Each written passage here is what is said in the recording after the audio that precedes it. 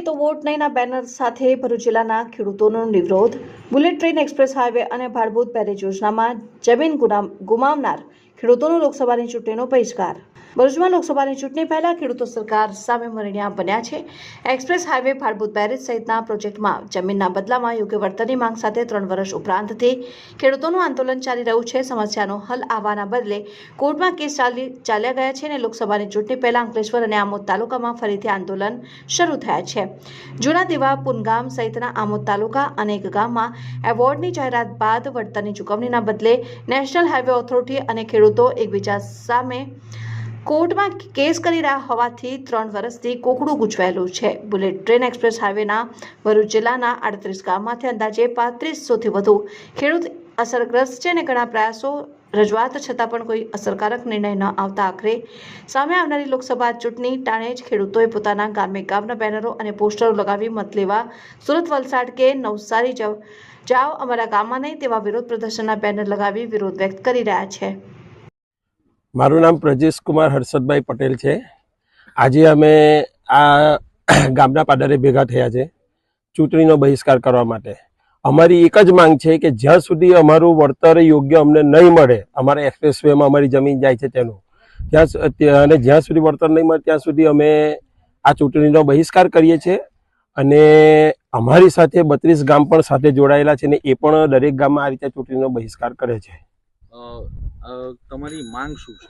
અમારી માંગણી એટલી જ છે કે ભારત દેશમાં અને જે બીજા જિલ્લાઓમાં વળતર ચૂકવવામાં આવ્યું છે એના આધારે ઓછું વધતું કરીને પણ 5-50 રૂપિયા ઓછા કરીને અમને આપે, અમને કોઈ વિરોધ નથી. અને અમારો તો ઓર્ડર 852 રૂપિયા લેખે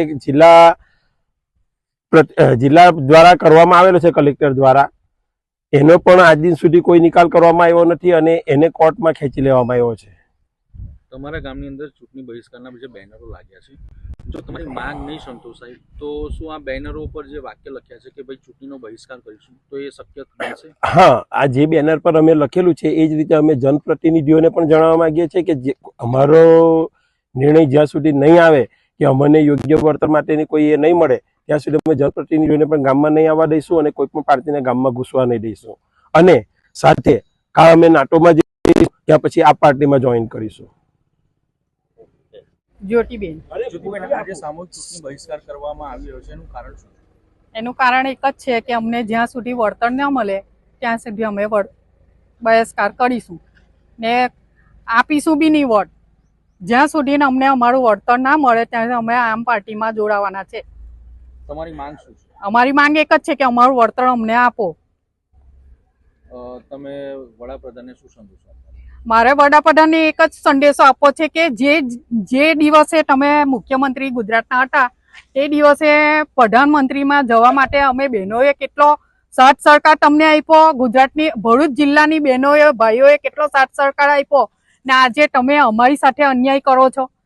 ત્યારે CR પાટીલ ક્યાં ગયા હતા? CR પાટીલ હતા અહીંયા તો CR પાટીલે છે તે તમારો એક ભરૂચ, આ સુરત, નવસારી, વલસાડ એ લોકોની માંગ સ્વીકારી. તો અમે ગુજરાતના ખેડૂતો નથી?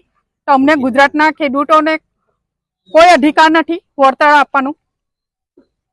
इस वीडियो को लाइक करें, हमारे चैनल को सब्सक्राइब कर बेल आइकन जरूर प्रेस करें हमारी न्यू वीडियो सबसे पहले देखने के लिए।